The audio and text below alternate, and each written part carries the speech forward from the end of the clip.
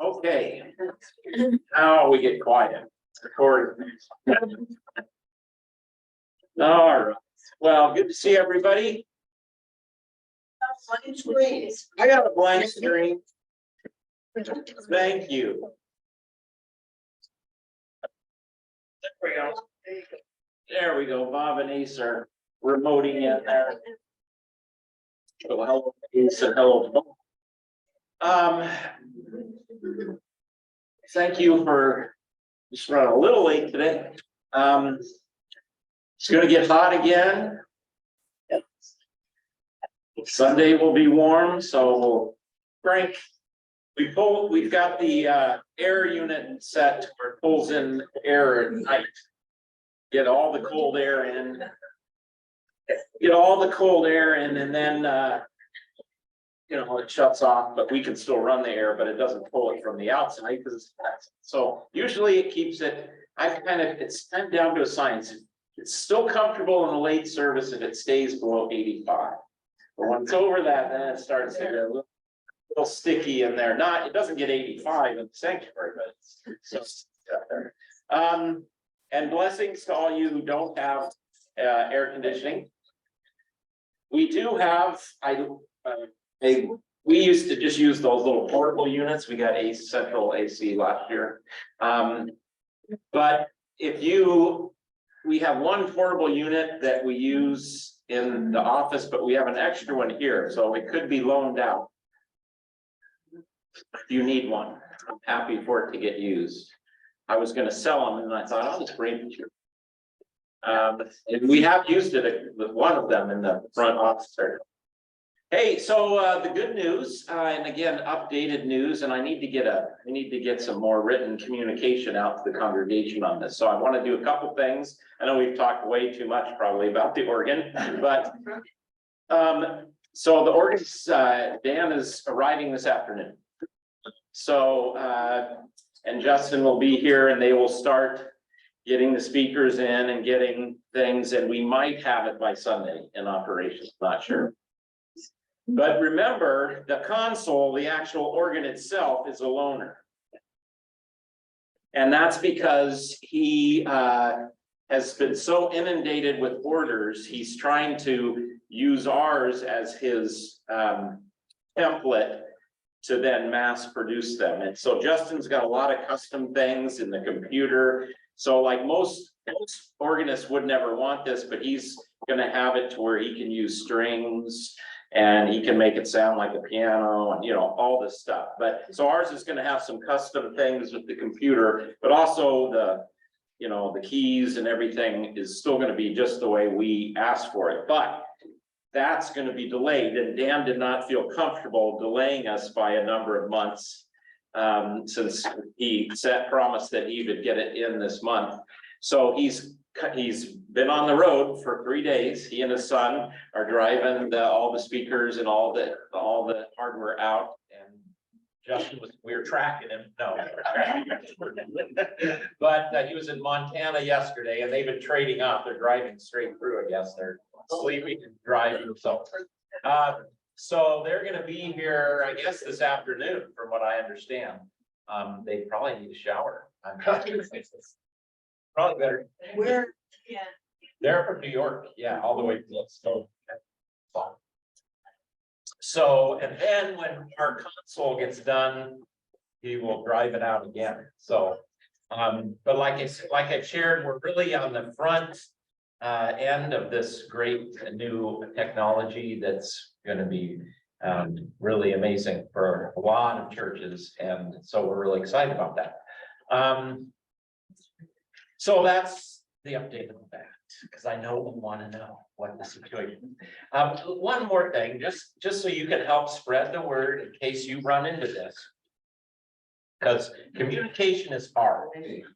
So there still is some confusion about how we're financing the organ, okay? Because we have said you're more than welcome to make offerings, a special gift to help pay for the organ. But we have estate funds that we do not use for the normal operations of our church. That's been the policy here. I think that's usually the policy. It should be the policy, but and we use those estate gifts for special things. Putting on a new roof or getting a new organ or a new piece of instrument, or I don't know, sealing the part, you know, some things that are above the usual.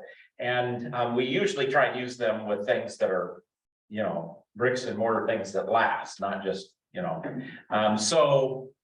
Barbara Barron's gift was very large, over 100,000, 150,000 or so.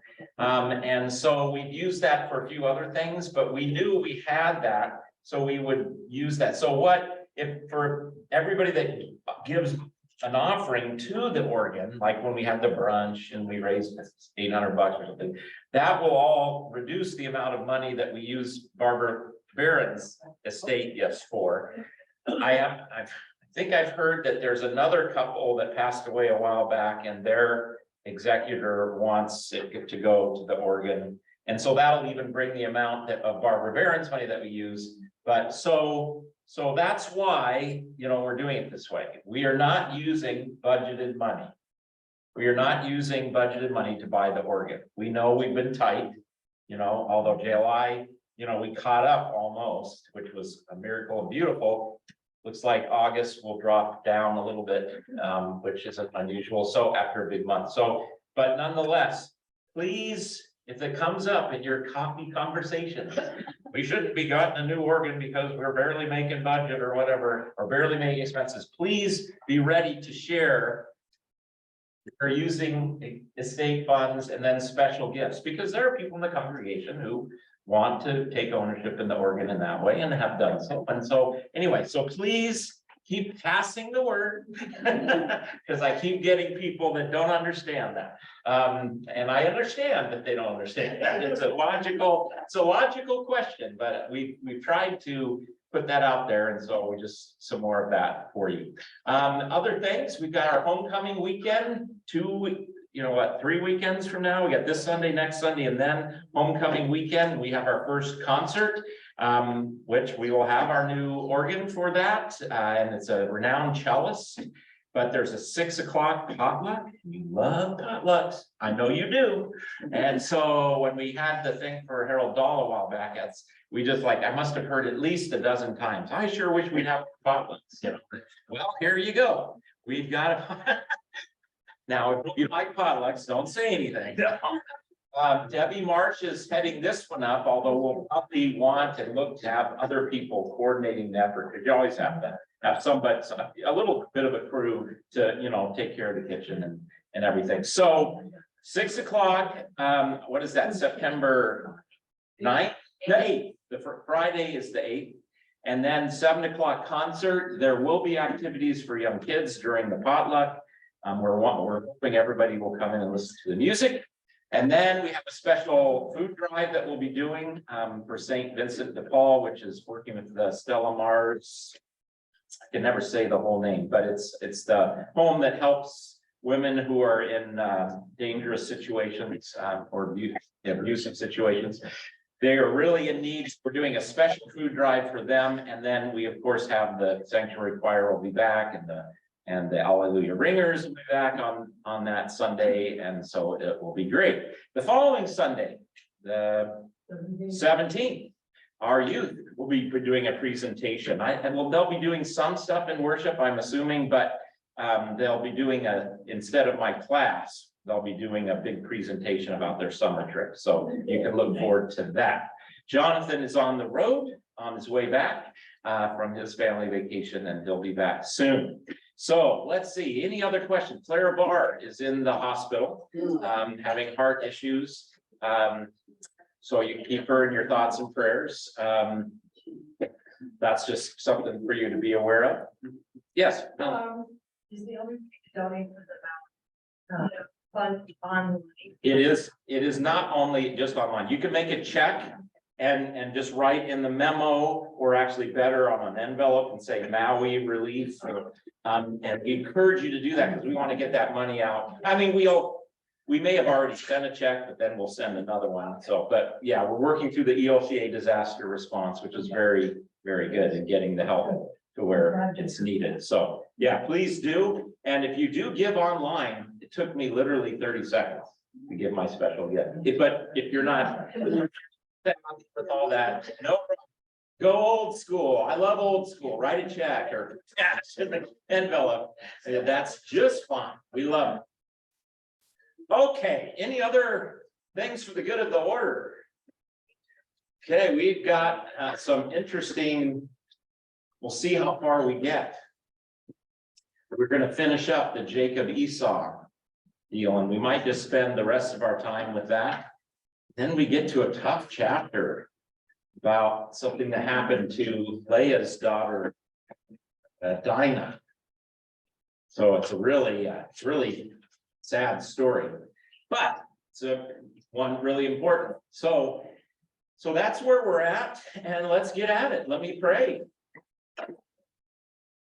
Gracious and loving God, we give thanks that we can be in your word together, and we thank you for drawing us together from our various responsibilities and lives, and that we can just take a moment to be in your word together and be united in that, and let your word work on our hearts and keep giving us faith.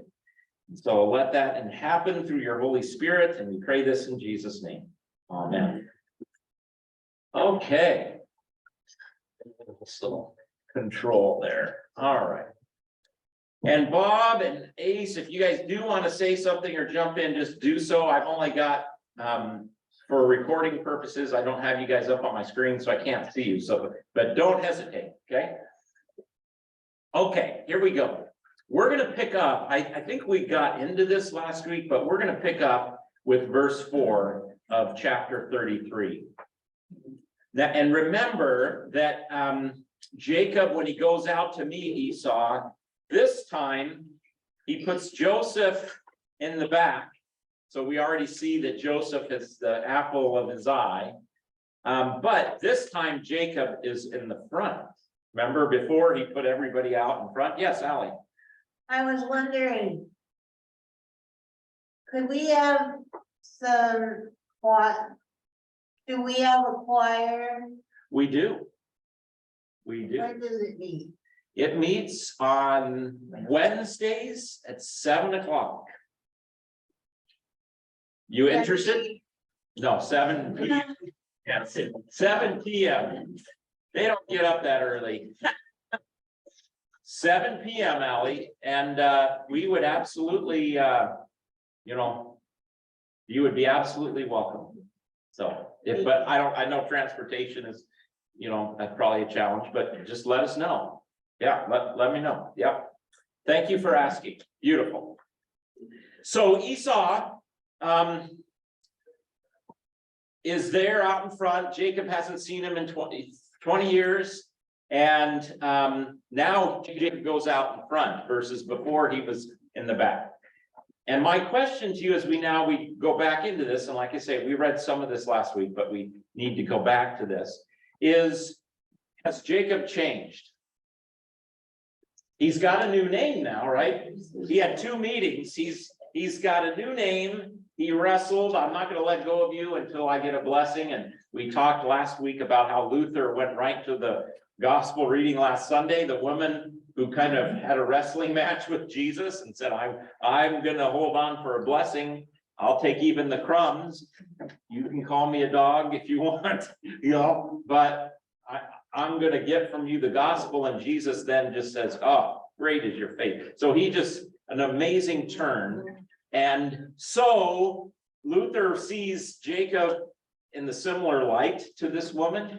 And so we worked that all through last week. And now let's see if Jacob has changed and if there's any hints or clues. But Esau ran to meet him and embraced him and fell on his neck and kissed him, and they wept. Now, I think I mentioned this last week, something's been happening for Esau too. I mean, we're hearing the story about Jacob, but Esau goes, I'm going to kill him over a 20-year period to running and embracing him.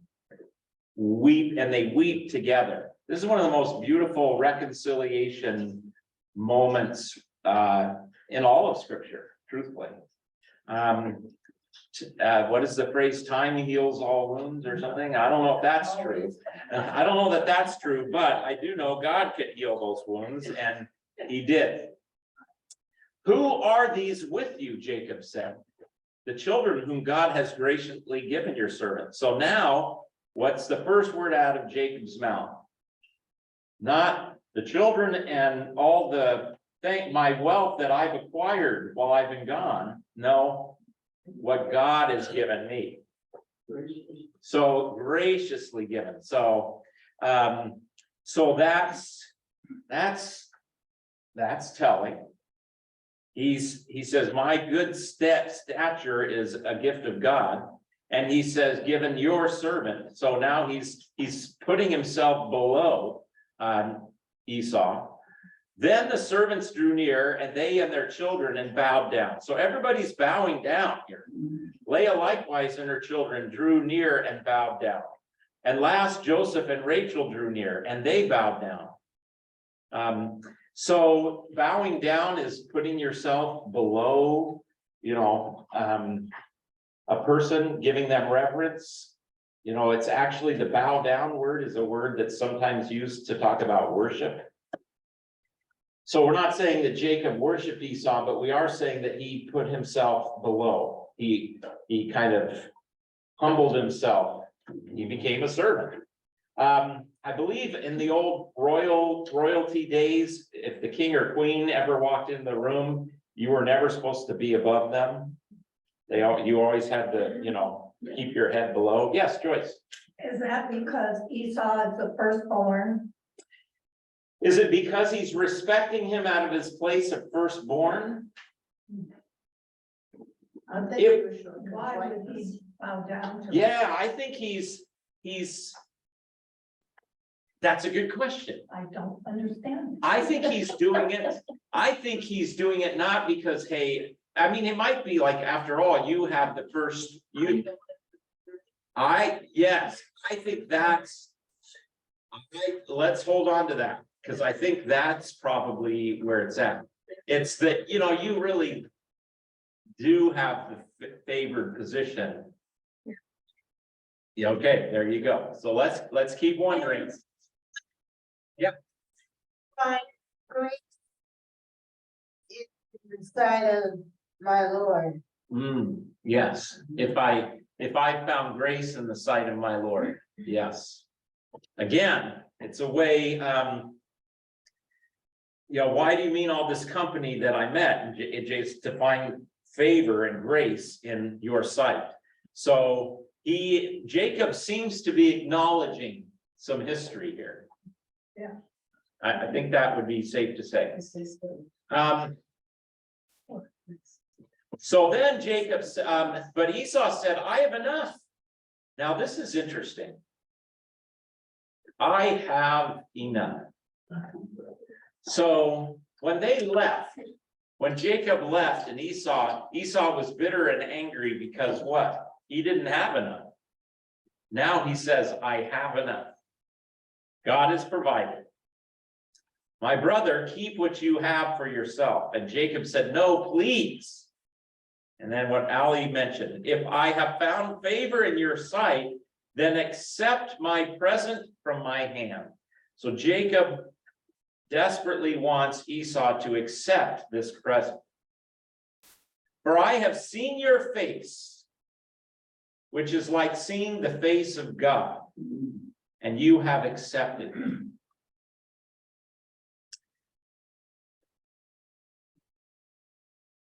I've seen your face. It's like seeing the face of God because you've accepted me. You have not been vengeful, but you have, in essence, forgiven me. Accepted. Let's zero in on that word accepted. That's an important. Oh, that you all accepted. Wow, interesting. Grass sees accepted, received me. Mhm. Yeah, received. Is that what yours says, Joyce? Yep. Let me put this over here where you guys can see it. Took, sees, grass, accept, receive. You have taken me in, you took me in, you've received me. So this is more of the sense of the word, but in this context, it's like you've taken me in and you've not killed me. You've accepted me, you've received me. So that's powerful. That's really good. So as such, receive the present from my hand, for I've seen your face. So to see one's face is to be face before them. When do we talk about that in our liturgy? The Lord bless you and keep you. The Lord make his face shine upon you, so that when people see you, they see God. May they see Christ in you. We are little Christ to our neighbor now. And so that's interesting, that connection to the Aaronic blessing there. All right, now, please accept my blessing. Baruch, to bless. And this is when Naaman was healed. Accept my blessing. And he urged them, and Esau took it. What got this whole problem started in the first place?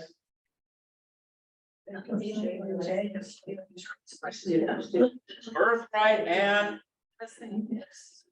now what does he do? Wow. It could be that something has happened for Jacob. The usurper, the taker, the stealer. Yeah, please. It's easier to give it back when you're rich. I knew you were going to come in with one of those. I knew it. I was waiting. No. Yeah, true enough. He's got a lot, and so does Esau. But let's see what he says here. And he took it. Doesn't he say what I have is enough? Jacob said, I pray thee, if I have found grace in thy sight, then receive my present at my hand. For therefore I have seen thy face, as though I had seen the face of God, and thou was pleased with me. Yeah. Thank you. Yes. Love it. Love it. What an emotional moment, in my view. Now, when I read commentaries, some of them lean a little bit to Ross's direction. And they say it's still ambiguous whether Joseph is really sincere. He could still be protecting his own skin, he could still be. Well, yeah, he does have this. I'm sorry, what did I say? Joseph, yeah, meant to say Jacob. Jacob is coming back with his family and people are just to live same area as Esau. So doesn't. He knows he doesn't want to have an enemy here. Right. Yeah. So he's not being naive, but is he converted? Is he has he had a change of heart? I'm going to throw in my lot and say I think something's happened for him, because he gives the blessing back. He doesn't just give him stuff. He's out in front. He puts himself at risk. He doesn't put all of his other folks at risk, and he's out in front and he gives the blessing kind of back. And yes, he's received a lot, but as Esau said, we've got enough. we don't need to be grasping anymore. I've got enough, so I'm gonna give you this huge present. You know, joyfully, freely. But it could be that he's still, or maybe he's a sainted sinner and he's both. Yeah, please. Is he still wheeling and dealing, getting Esau to accept, because when Esau accepts that, he's essentially saying, I forgive you, right? Yes, is he still wheeling and dealing? And I want to say, not like he was before. But it's an open question. But he's had that encounter with God. He is now, don't forget, he's had 2 meetings. He's had a meeting which he understands to be a wrestling match with God. Absolutely. And he gets a new name. We're no longer the church. You're no longer the trickster. I'm giving you a new identity. And so is he acting out of that identity? And again, I want to say, yeah, Sharon. Well, thinking about motivation, I'm wondering at what point Jacob, going way back to when he stole the birthright, and then he was all out for himself. And as he was increasing all of his wealth and his possessions and everything else, I wonder if we don't have any idea that he was doing that from the get-go and say, someday I'm going to get lost if I go to Esau. Yeah. You know what I mean? In other Right. words, I think he acquired all of that. And at what point was he motivated to go and travel where he was going to go? Right, right. And at what point did he stop and think, oh, it's Esau's too? Yeah, right, right. And why did he go back? What Sharon said, why brought up is what was Jacob thinking way back when, you know, he was, you know, left and then he started to acquire all these things and he was so fruitful and multiplying and his wealth was he doing it to think, oh, I'm going to need this someday so I can, you know, buy off my brother or whatever. We don't get an indication of that. But then when did he start thinking about that? Well, did Jacob leave because he wanted to leave? God told him. No. That's right. That, That's right. God says you're going back now. yeah, and also God gave him, he told him that he was going to bless him. Yeah. With all of this stuff. That's right. That's right. So I'm thinking that. And again, that gives more ammunition to say Jacob now finally gets it. He was getting. And when you get God's blessings, then what do you want to do? You want to give it. You want to give them back, yeah. And also notice the embrace. Before they were bracing themselves and now they embrace each other. And I think it's powerful. Now this, I don't mean to say when is Jacob converted that he's now no longer a practical, wise, No. scheming, you know, he's still Jacob, but yet he's got a new identity. And so this is where, of course, as a Lutheran pastor, I have to jump in and say, that's just like us.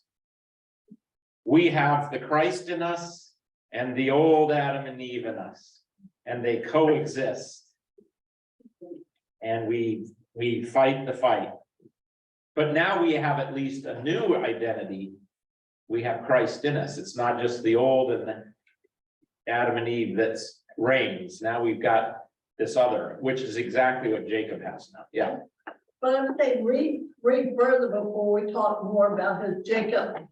Let's do it. Let's do it. And he took it. Then Esau said, let us journey on our way and I will go ahead of you. But Jacob said to him, my Lord knows that the children are frail and that the nursing flocks and herds are a care to me. If they are driven hard for one day, all the flocks will die. Let my Lord pass on ahead of his servant, and I will lead on slowly at the pace of the livestock that are ahead of me, and at the pace of the children until I come to my Lord in Seir. Okay, so Esau says, let's go together. And Jacob says, no, you go ahead and then I'll catch up. Why did Jacob just say, Esau, why didn't you come along slowly with us? I don't know. Yeah. Let's keep going. So Esau said, let me leave with you some of the people who are with me. Come on, this is ruining it. Sorry, I have to take a piece of crap here. That was a bad decision. But he said, what need is there? Let me find favor in the sight of my Lord. So Esau returned that day on his way to Seir, but Jacob journeyed to Succoth, and built himself a house and made booths for his livestock. You probably want to know where that is, right? Well,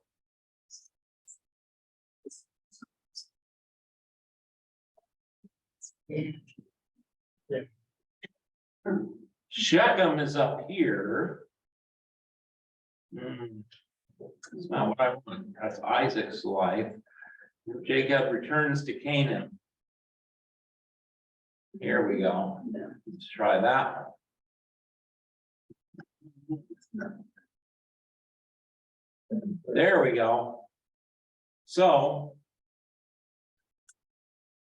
I believe this is kind of where they meet. And then so Succoth is here, and this is where Jacob is headed, to Shechem, I believe. And so Esau is going to go back, and Jacob's going to go across the water. You know, it doesn't talk about it so much going across the water, but he's headed this way. So there's your geography. Is Seir on that map? Let's see, on the way to Seir, but Jacob journeyed to Succoth. Let's see. Seir, where is Seir? And Jacob. Yeah, Canaan, okay, the same. Yeah, there may be some different ways of. Yeah. I'm trying to find where's Seir. I can, further south? let's see, Seir. Is that is it SEI or SIE? Yeah.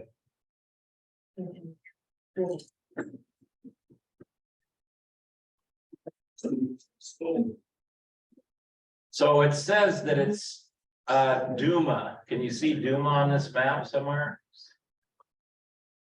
Yeah.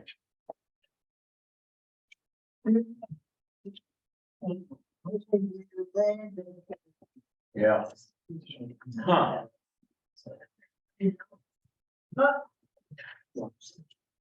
Is there another name?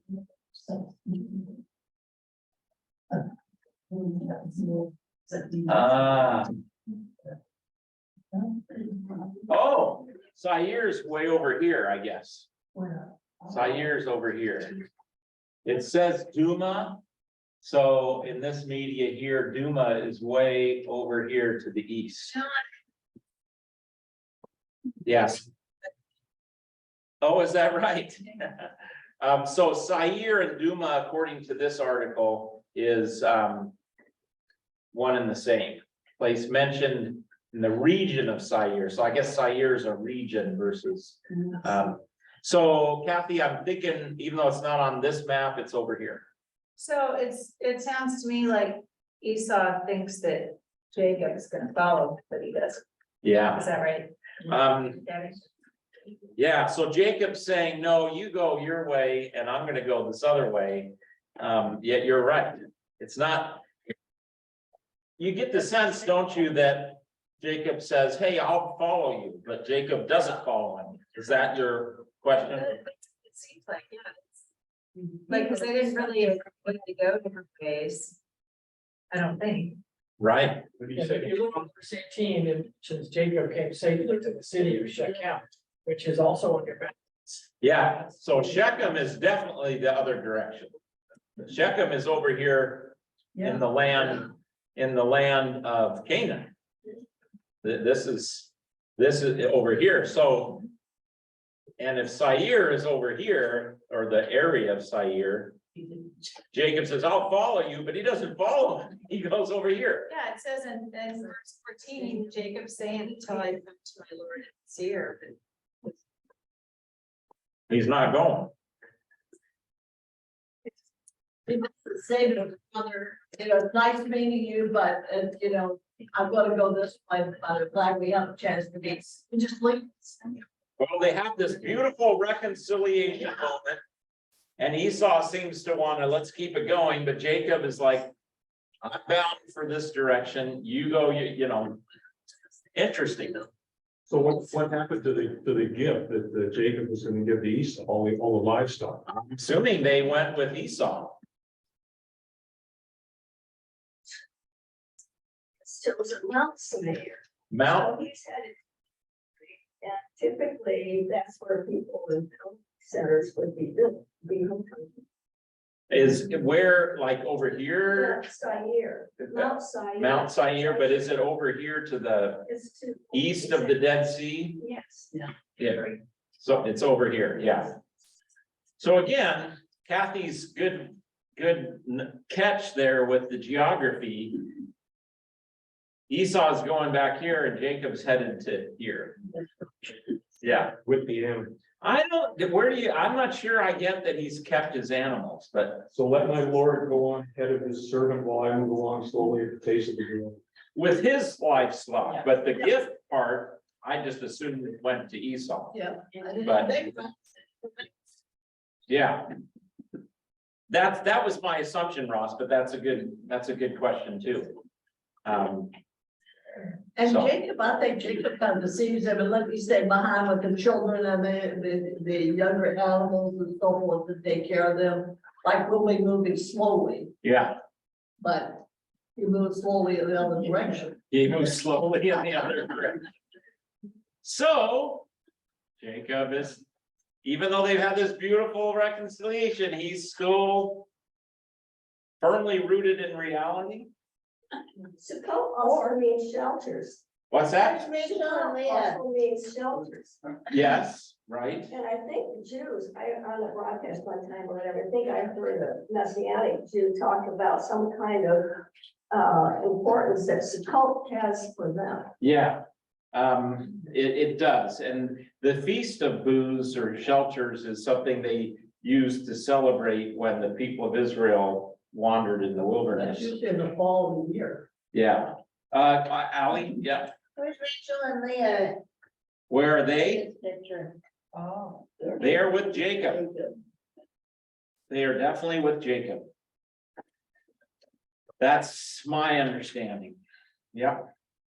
And Jacob came safely to the city of Shechem, which is in the land of Canaan, on his way from Padan Aram, and he camped before the city. And from the sons of Hamor, Shechem's father, he bought for 100 pieces of money. Let's see, Hebrew 100, unit of money, unknown value. The piece of land on which he had pitched his tent. There he erected an altar and called it Elohei Israel, God of Israel is what that means. El and Elohim is God, so God of Israel. So he doesn't have a lot of land, but he's got a little bit of land, just like Abraham had a little bit of land. But anyway, he's got a foothold now in the land. Oh, yeah, please, Kathy. The study Bible makes an interesting note. They say that, with that altar, he formally acknowledged the God of his fathers as his God also. Say that again a little louder, Kathy. That it says that when he built that altar, Jacob formally acknowledged the God of his fathers as his God also. Remember back in, what's it, 25, I forget, a number of chapters back, where God says, I'm gonna do this, and Jacob says, I will worship you if. And now he doesn't.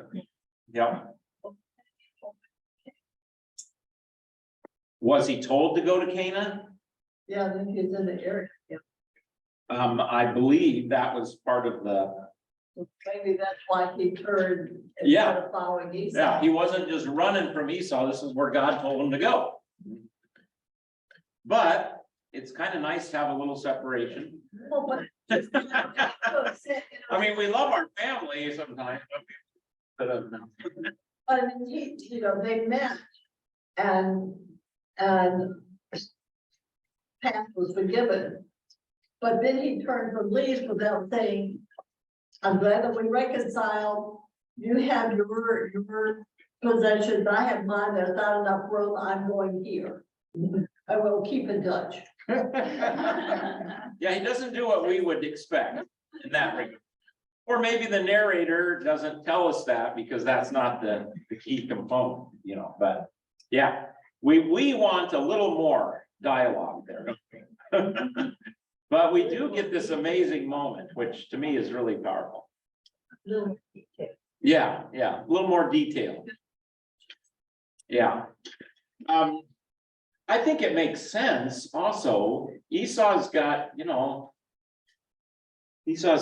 of this. This is his family. He doesn't want to, Jacob's got all of his family and, I don't want to say two's company, three's the crowd, but it's kind of like, this is your place. I'm going to where God has promised me. And so he goes. Now, again, his motives are a little bit ambiguous at this point. Joyce? Yeah. How come, Jacob went to Sodom and built their house? Then why did he go to Shechem? Those are two different places. Jacob journeyed to Succoth and built himself a house and made booths for his livestock. Therefore, the name of that place is called Succoth. And Jacob came safely to the city of Shechem. So again, I mean, the narrator here is like, he stayed in Succoth. We don't know how long he stayed. Evidently, he stayed for a while because he built booths and shelters for his livestock. But then he eventually got to Shechem. I guess the concern is not to give us how long and, what he did there, but that's where he's headed, because now we're going to hear this really difficult story of what happens in Shechem. Yeah. So, yeah, With flocks that size, they would have needed to keep moving just to find grass, wouldn't they? there would have been some need that they couldn't stay for a long, long time, I suppose. Yeah. But I mean, they could stay in an area for quite a while, depending on how much grass there And how bad it got to smell. and how bad they get to smell. Yes. I was just looking at the notes in my Bible back to verse 14. When it said, until I come to my Lord in Sire. Yeah. My here said, but Jacob, still the deceiver, had the intention of following Esau all the way to Seir. There you go. So was he still being the deceiver? Was he, again? If he had told Esau, like I said, when we reconcile, but now I'm going to hear. I don't think he was Then deceiving he would have anyone. I would have felt like he was honest, but he was still deceiving him. Yeah, Yeah. But he didn't. yeah. But we don't know, Roberta's, response is, we don't know he said that. We don't know whether he did or he didn't say that. I don't think he Okay, yeah. I think that's the question, Ally. And I'm with you. I think God told me to go here. It would have been nice for him to tell Esau, but we don't know that. But he said, but we do know that he said, I'll follow you to Seir, and then he didn't go. So maybe he was now pretty smart to know, let's not push this. Let's not push it. We've had this reunion, and you know what? Do we hear? Now he's being honest. It's very possible. It's very possible.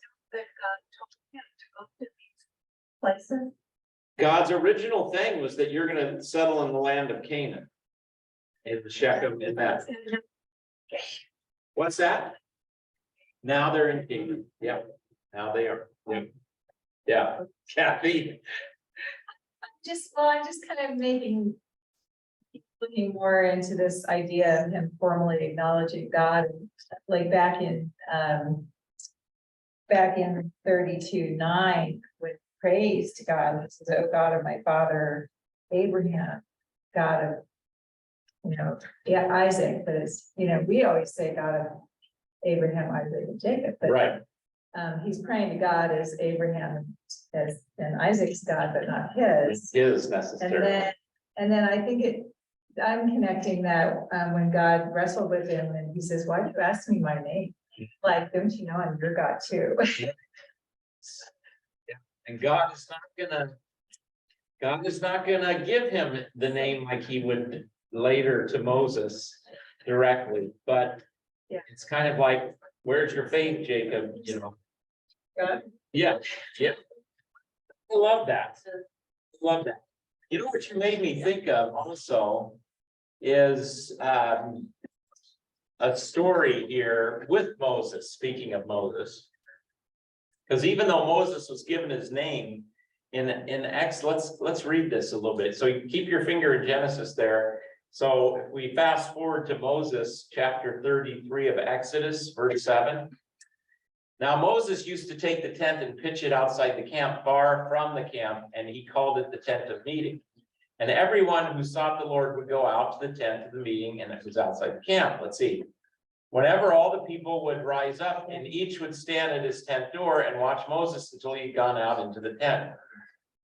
When Moses, this is getting to, I think, to where I wanted to go. When Moses entered the tent, the pillar of cloud would descend and stand in the entrance. So we've got this glory.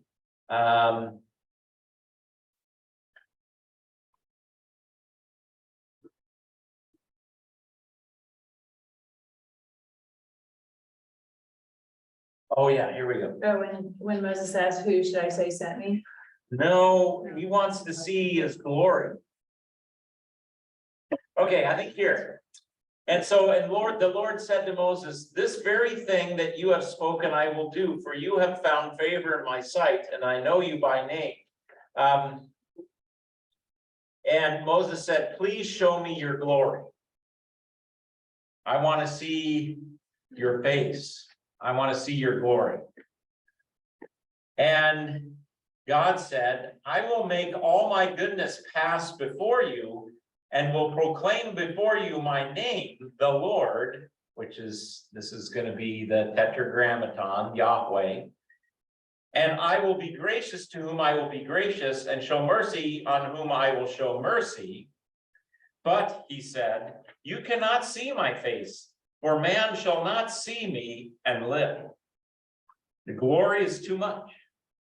Okay, so, and so this is just a lovely, and the Lord said, Yahweh said, behold, there is a place by me where you shall stand on the rock. And while my glory passes by, I will put you in the cleft of the rock and will cover you with my hand until I have passed by. And then I will take away my hand and you shall see my back, but my face shall not be seen. So Moses gets God's backside. But see, so Moses cannot, no one can see God's face. So God lets him see a little of his glory. And so that Moses doesn't die. And I don't know, I think about that a little bit as when Jacob was wrestling, Kathy, he wanted to know God's name.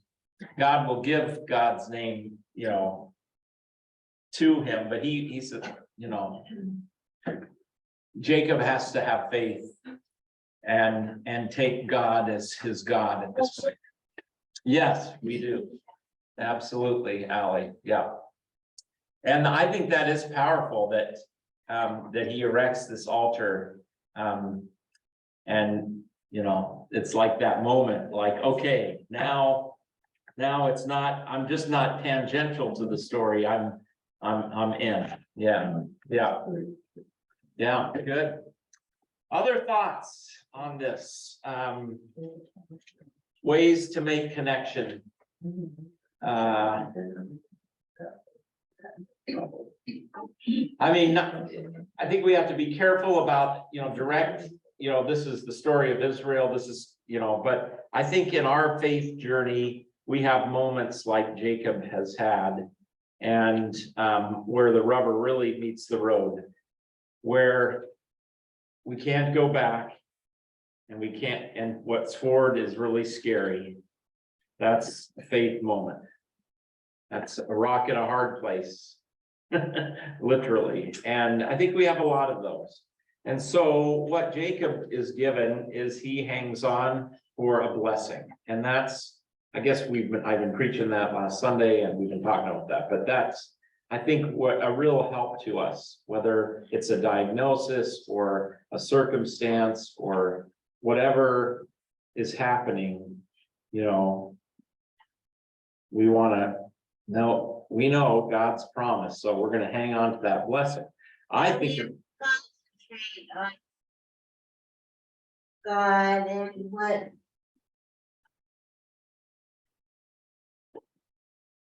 He wants for us. yes. Beautiful, beautiful. Absolutely. I also think about it, I love that you said us, Ally, because I think we also need to look at this as a community. I can sit and get really worried about the church. Yes.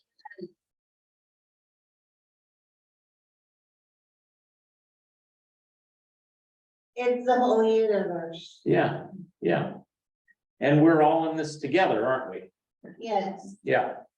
So when it comes to us as a community, we want to hold on to the promise as a community too, that God has promised that he's gonna, stick with us and not abandon us. He's gonna, get us through, even when we are in a rock and a hard place, like, man, can't go back, forward. Oh my goodness, what's gonna happen? And I often find myself in that spot, whether it's my leadership as a pastor or just my being part of the body of Christ, there's all kinds of things to worry about.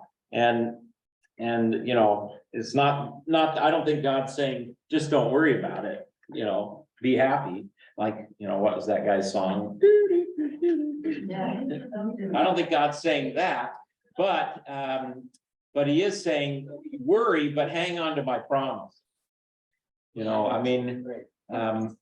that will help you in the worries, I guess. So, yeah, anyway, that's what I do personally, my personal application of this story. And it's really helpful. So hopefully it is to you too. Okay. Any other thoughts, comments? Well, I guess we need to go on and look at this tough story with Dinah. Now, Dinah, the daughter of Leah, and we won't finish it probably today, but we'll get into it. Whom she had borne to Jacob, went out to see the women of the land. And when Shechem, the son of Hamor, let me just see what it is in Hebrew so I can say it right. Yeah, it's actually Hamor. The Hivite, the prince of the land, saw her, he seized her and lay with her and humiliated her. Mine seems like. Yes. The force should be translated there. He seized her by foot, so he seized her. So I think we call this rape. Right? Yeah. Yeah. So she's out there and now she is assaulted by Shechem. But his soul was drawn to Dinah, because that's the same word in Hebrew. It just depends on the context, how you translate it in English. And his soul was drawn to Dinah, the daughter of Jacob. He loved the young woman and spoke tenderly to her. This is sick, right? Yeah. Like, does that make it okay or something? Well, of course not. I don't know. No, it does not make it okay. No. No, yeah. And it's so sad. But it is interesting that the Hebrew text tells us that, okay, yeah. That it tells us that, okay, Shechem, after violating her, like, wow, I kind of like this. And it says he loved her, so, and in Hebrew, it's not like a Greek where you have all these different kinds of words for love, so you have to go by the context. So he was really attracted to her as possible. Ahav is the word in Hebrew. So Shechem spoke to his father Hamor, saying, get this girl for my wife. So now he's abused her. And by the way, I know this is a tough thing because I know a lot of people. So. You don't think it's a tough thing? No, I don't think he should. Oh, right. I agree. Thank you. Yes, 100% agree, Ally. I just recognize that I know that there's been a lot of people who have experienced abuse. So you hear a story like this, it can be difficult, but going through that, we're gonna delicately walk through this. But yeah, I don't think he should do it either. I don't think he should let her be his wife. I agree with you, Ally. Well, let's see what happens. Now Jacob heard that he had defiled his daughter Dinah. But his sons were with his livestock in the field, so Jacob held his peace until they came. So Jacob's upset, understandably, but he's going to hold off until he gets some backup. And Hamor, the father of Shechem, went out to Jacob to speak with him. So Shechem has asked Hamor to go and see if this girl can be his wife. The sons of Jacob had come in from the field as soon as they heard of it. So by the way, you're going to see Jacob disappear here. Where did he go? We're going to see. And the men were indignant and very angry because he had done an outrageous thing in Israel by lying with Jacob's daughter. For such a thing must not be done. I like that. This is not okay. And in a culture going way back, and even we see this in some, unfortunately, in some Middle Eastern countries, no big deal. No, they get upset with the woman. Yeah, right. Oh, what did you do? Why did you cause this? You know, and we've seen this in our own world that women get blamed for, you know, when they are the victims sometimes. Bill? I think what Jacob should do, bringing it up there, what would be said, maybe in our time, I have to translate and say there. Go to him, say, I've got a shotgun to show and won't be missed. Yeah. In the Appalachians, that's what would happen. And as readers of this, that's what we see happen. And it kind of will.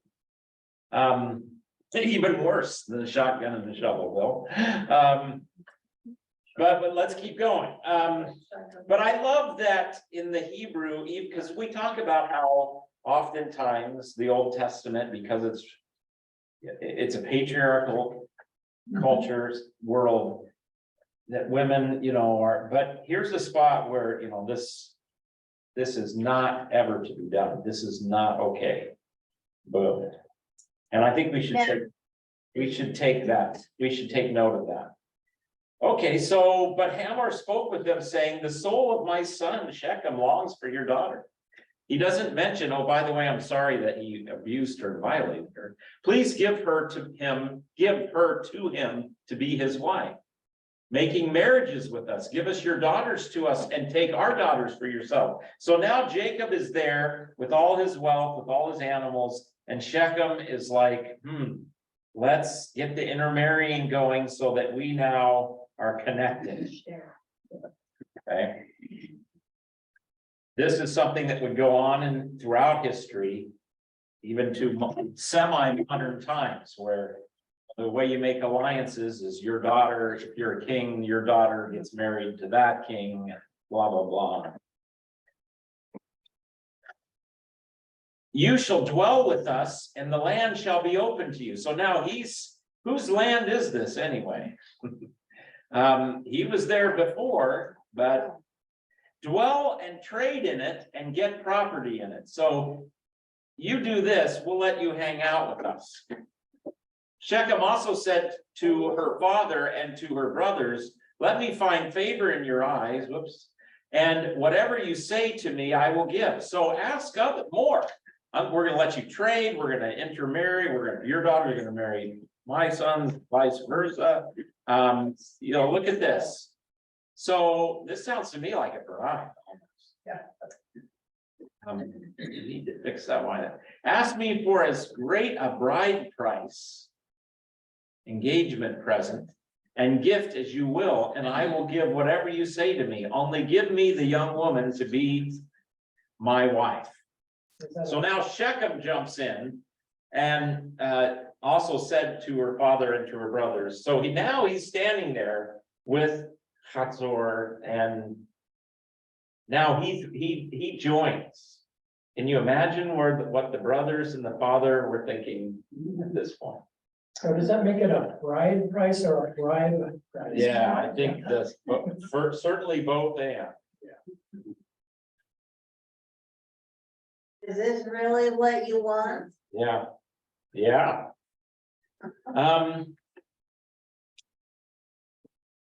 Yeah, I don't want to kind of gloss over anything, but I think you've got Shechem, these Canaanites who are like, hey, after all, she's just a woman, she's a piece of property, no problem, right? Right.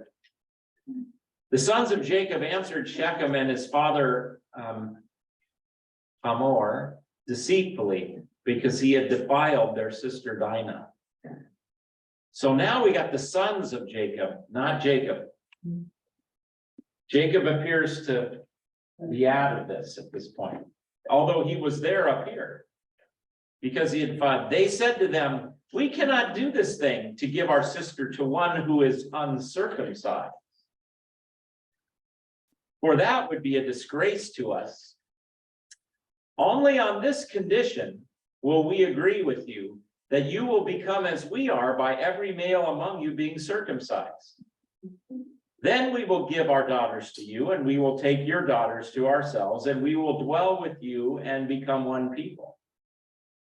So it's interesting. I've read some commentators who were attracted to this one people, like this tension, like there's a like being one people is a good thing. Well, no, I don't see that in the text. These are Canaanite people. They worship other gods. They have Baals. They have fertility cult gods, and there's no appeal, in my view, to them becoming one people. But anyway, we tend to read stuff in, given our concerns, and I certainly like unity, but nonetheless, not at any cost. That's for sure. So the sons are saying, okay, we'll become one people, we'll do as you say, but you have to be circumcised. But if you will not listen to us and be circumcised, then we will take our daughter and we will be gone. Their words pleased Hamor and Hamor's son Shechem. And the young man did not delay to do the thing, because he delighted in Jacob's daughter. You know, he's willing to do this little surgery. Now he was the most honored of all his father's house. So that's an interesting sentence, isn't it? He's the most honored. He's honored. So, and he's defiled, he's done this. So Hamor and his sons Shechem came to the gate of their city and spoke to the men of their city, saying, these men are at peace with us, let them dwell in the land and trade in it, for behold, the land is large enough for them. Let us take their daughters as wives, and let us give our daughters. Only on this condition will the men agree to dwell with us and become one people, when every male among us is circumcised, as they are circumcised. Will not their livestock, their property, and all their beasts be ours? So now let's do this, because actually this is going to be a great arrangement for us. Only let us agree with them and they will dwell with us. So we're going to get some of their blessing if we do this. And all who went out of the gate of his city listened to Hamor and his son Shechem, and every male was circumcised, all who went out of the gate of his city. So the city gate was the place where you made decisions. The city gate, that was like the courthouse. Like, a widow would be there demanding justice at the gate. On the third day, when they were sore,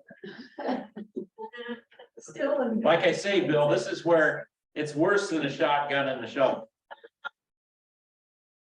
Simeon and Levi, Dinah's brothers, took their swords and came against the city while it felt secure and killed all the males. So this is retribution, right? They didn't just kill Hamor. They killed all the males. They killed Hamor and his son Shechem with the sword and took Dinah out of Shechem's house and went away. The sons of Jacob came upon the slain and plundered the city. Uh-oh. Because they had defiled their sister. So let me just make a point about the Levitical code that will come around. It's not in place yet. Eye for an eye, tooth for a tooth. So a lot of people think that that's horrible. But what we need to understand, it was a way to prevent violence. You took my eye, I'm going to take your head. You take my head, you're going to kill my family. You kill my family, I'm going to kill your whole clan. You kill my whole clan, I'm going to kill your whole nation. You know, so this law was a way to keep the vengeance from escalating. So I am not upset at the brothers for personally, because I'm a human being, you know, for defending their sister, but they kind of go beyond. Or do they? I don't know. Maybe the sons of Jacob came to plunder the city. They took their flocks and their herds, their donkeys, and whatever else was in the city and in the field, and all their wealth, and all their little ones and their wives. They even took their kids and their wives. All that was in the houses, they captured and plundered. Then Jacob, and now this is the difficult part here, said to Simeon and Levi, "You've brought trouble on me by making me stink to the inhabitants of the land, the Canaanites and the Pezerites." Now, when I first read this in this cycle, I was mad at Jacob. Because, hey, this is, you know, this is your daughter, right? Yeah, this is your daughter, and she's been defiled and she's been raped and violated. You should defend her. You should have been involved in retribution. You could say, well, Jacob is being really pragmatic again. You know, he's got the bigger picture, you know. He's thinking politically, he's thinking that. And so when you think that way, I get a little frustrated with Jacob. But what made them stink? They didn't just get punished, the one that did it. Kill them all. They killed them all. Yeah. And then took their And took all their stuff. plunder. Yeah, exactly. Usually the impression that Hamor was willing to accept everybody, Jacob's family, and then they would overpower them. This is. Yeah, sure. And I certainly don't think Hamor and Shechem were like, you know, in any way good guys. No, absolutely. They were being, you know, very selfish, horrible, violent, you know, etc. But it is interesting that they took it to that point. And so now Jacob is saying, now my numbers are few, and if they gather themselves against me and attack me, I shall be destroyed, both I and my household. But they said, should he treat our sister like a prostitute? So, and I'm like, yeah. So isn't this a crazy? Yeah, still, I think that Jacob should have been making the deal Yeah, instead of the brother. right. He's the dad after all. Yeah, Brothers are very protective. Yeah. I tell you. yeah. But still, Oh, yes, this is true.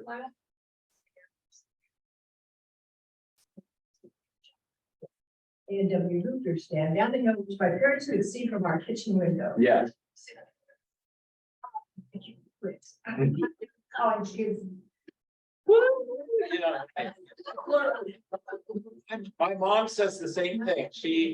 Said the same thing. She had 8 brothers and 7 brothers and 1 sister. So there were 9 kids and there were 2 girls and 7 boys. And she said, I'm absolutely convinced that her strength came from the fact that her brothers made her life hell. Let anybody else treat her bad and they were toast. The brothers could treat her horribly, and tease her and, yeah, right. But if you messed with sister, you were in deep trouble. So yeah, there is that's there. There's also the honor of a woman, and I think that should be defended. And but again, the retribution went so far. Seems like a power. Well, you could make this point too. We got to take them all out. Otherwise, if we just kill the son, then they're going to come and kill our son, and off we go. So you could make that point that they were actually being smart, and Jacob was missing the boat here. I think he does miss the boat. Maybe they all miss the boat to some degree. But anyway, it's a powerful story, and it also lays the groundwork that God's chosen people and the Canaanites are going to be flashing, And they weren't supposed to marry Canaanite women. That's right.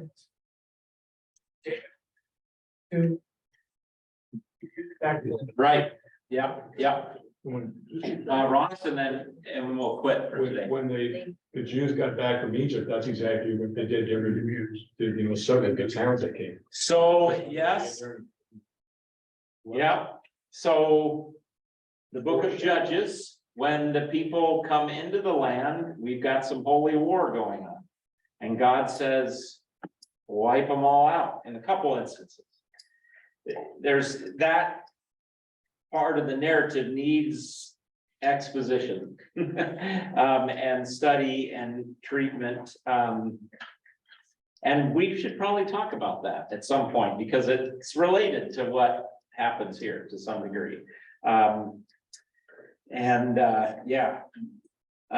other thing that's interesting about the people coming back into the land and displacing the people is, I think you can make a strong case that when you understand how Canaanite cities and kings worked, it was slavery. Basically, everybody was a serf. It was a feudal system to say it as nicely as possible. Everybody served as a slave to the king, and there was child sacrificing going on. It was really horrible. And so the people come into the land, and just think, if you're one of those slaves of the Canaanite king, and here comes a group of people that were delivered from slavery in Egypt, I like the sound of that guy, and so you could make the case that there's some liberation of the land going on,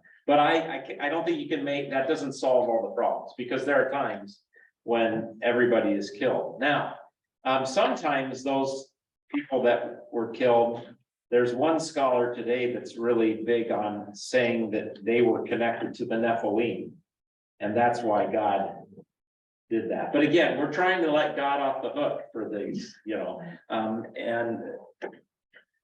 and certainly we need to try and understand what's going on.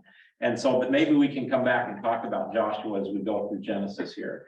So, but yeah, so notice though, the genius of God, the Holy Spirit, or Moses, or the narrator of Genesis, it puts it out there. And what are we asking? Wait a minute, is that right?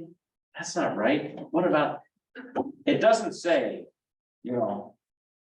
it tells us what happened, and it gets us thinking about issues of justice and retribution and all of this. Pastor, isn't it later when there are blessings being given to the different tribes, that, Simeon and Levi their tribes are punished for this. Ooh, I forgot about that. The question, what Kathy just mentioned, isn't it later when they start getting divvied up with land, when they come into the land, that they kind of got, the tribes are being blessed, that they got punished? Let's look that up. Let's, yeah, let's look that up for next week. We're gonna finish now, but let's explore that. Please remind me, let's talk about that when we pick up. So we're kind of at 35, but we'll pick up and finish up talking about this story. Though about David. Bathsheba. And God didn't like that either, did he? No. All right, God's peace, blessings. Enjoy the rest of your day. Thanks for being in the Word with me together today.